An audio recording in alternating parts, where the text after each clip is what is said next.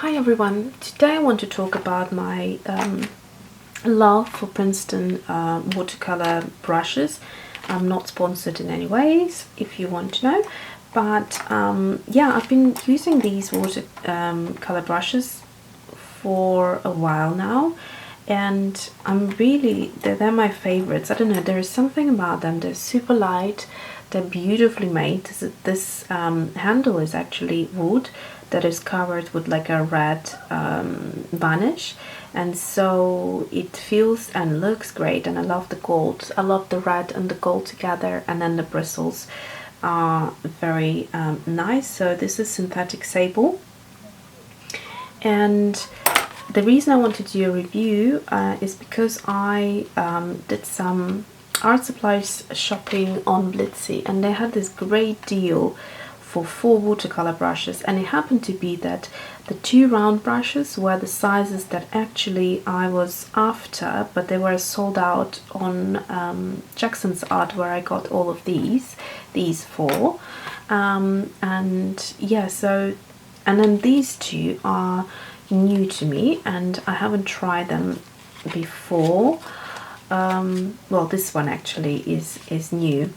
This is a wash brush, so it's great to do washes. So I thought, why don't I take them all out and do a review for you for this brush set, and then also swatch out these brushes so that you have 8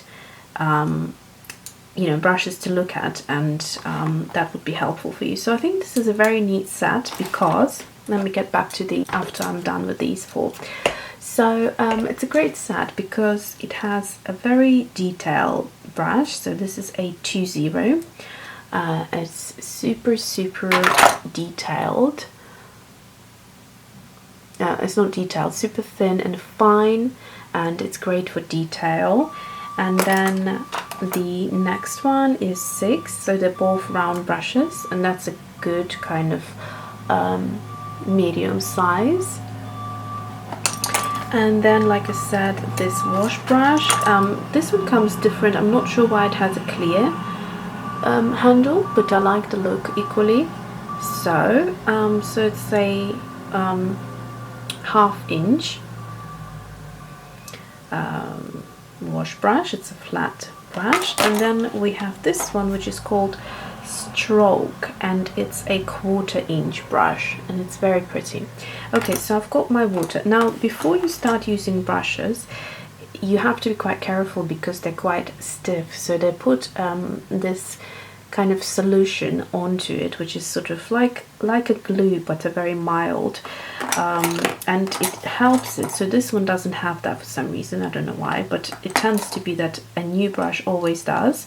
And when you first use it, be very careful when you do that, because you don't want to break your brush, and you shouldn't sort of forcefully try to get this glue out. So go like fast circular motion in your water and water glass, and that should help it, and then kind of start softening it a little bit. So let's do it together. So I'm going to start it with this tiny brush, so I'm going to do that, and this one is already done, so it's nice and soft. And then the next one is the size 6. It's almost done. I can feel like there's a little bit of that glue. Depending on the company as well, there was this I think Polish watercolor brushes, which is really great. I'll show you quickly. These are they're called Colors. They're great, but when you buy them, that solution is so strong that actually, if you don't wash it out properly, and you need to do it under running tap water, because if you do it in a glass water, in a water glass, then and you start painting, that solution will actually interact with the watercolor and give you a very weird effect. So that's something to know. But these are very mild, so that's good. And the final one is the Stroke brush.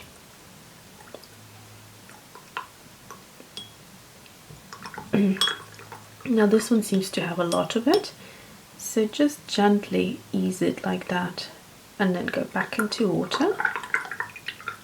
And when I'm doing the circular motions, I'm trying to touch the bottom of the glass just gently to kind of soften the brush a little bit. So I think it's there now. Yeah. Okay, so I have my St. Petersburg watercolors here, and I think today I will basically demonstrate first this set and then I'll go on to the other four. So let's start with the 2-0. Which color should I go with? I think I'm going to go with Scarlet, just because I have a spare pan of this watercolor. Actually, I have 2 spare pans if I'm not mistaken, so I don't mind using it up. Okay, so I'm going to zoom in now so you can really see the detail. So here is how thin it can go. Beautiful. Gorgeous. And then if I want to get a little bit of a thicker line, I'm going to press on it, and this is the thickness you can get. Isn't it beautiful? Very gorgeous. Okay, I'm going to wash out this brush and move on to the next one. Actually, I'm thinking, so it's nice and organized, I might just write down the sizes. Okay, so now it should be more clear. So the next one is the 6th round from this set. And I'm going to go in back into Scarlet. And I'm going to show the thinnest line I could get with it first.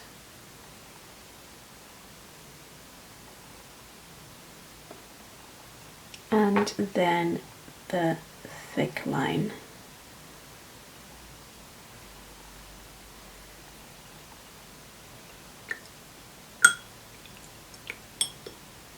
So some brushes, some watercolor brushes, have a very fine tip which makes it very easy to do you know, to do just detailed kind of bit, but some don't. So here is this one, and then I'm going to wash it out and show you what you get with it in terms of a wash, because this is what it is for.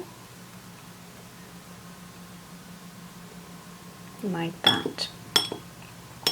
So this was the the 1/2 inch wash brush. Now next one is the 1/4 inch. Again, I've never used this brush before, so I would imagine it is what it stands for, strokes. So I guess you kind of can do this, and then I'm going to try and also use it as kind of like that. Let's see what I can get out of it. Okay, now I'm going to go into the 4 brushes that I have had before this set. So I'm going to move my just trying to figure out so you can see better. Okay, so I'm going to zoom out a little bit. So the next one is going to be the smallest one that I have, which is the number 1, smallest being from what I had before this set. And let's see, if I zoom in a little bit you could see better, hopefully. And so that's great for very small details as well. Obviously, as you can compare later, not as thin as the other one. but nonetheless.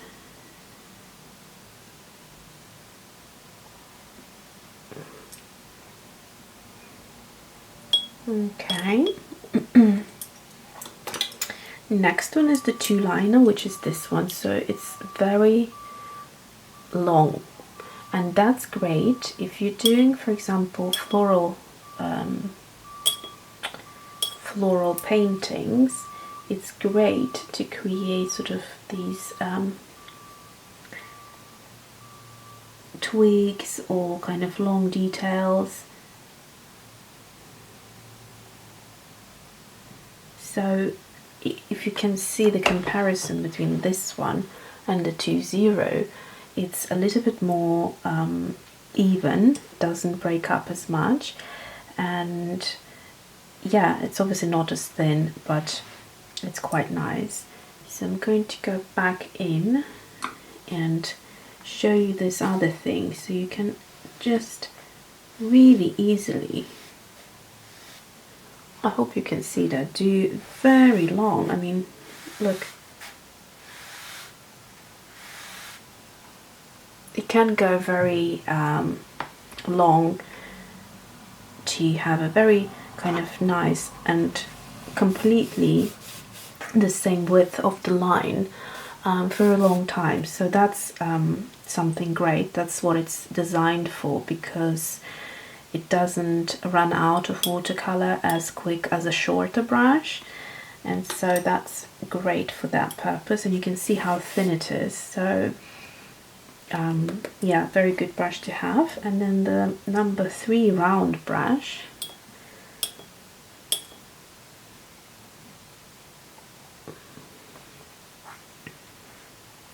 I want to get one of the bigger brushes. They're really expensive.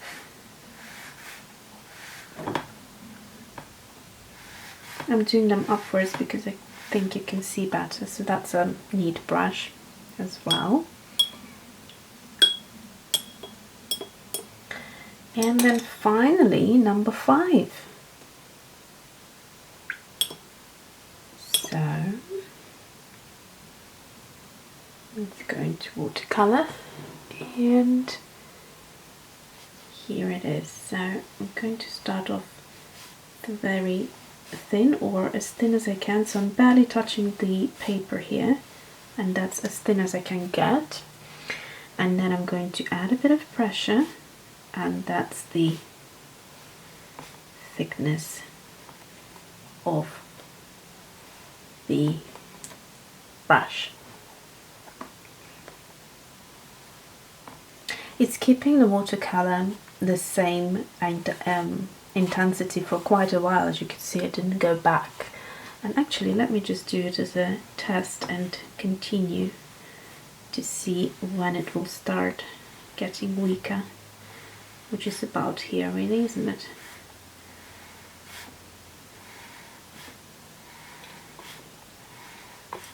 So it gets thinner as well as paler. Just going to go right to the end. Here we go. Here are my 8 Princeton brushes. Let me know in the comment box what size you like if you have a Princeton brush. And yeah, because I want to get a bigger round brush, and I don't know which size I should go for. Something like, you know what size I'm thinking, I'll show you. Something like that, so it's a size 10. So 10 or 12 maybe even. Okay, so yeah, I hope you found this video useful and helpful, and that, you know, it kind of inspired you to use watercolor brushes if you are into watercolor. So thanks for watching, and see you soon.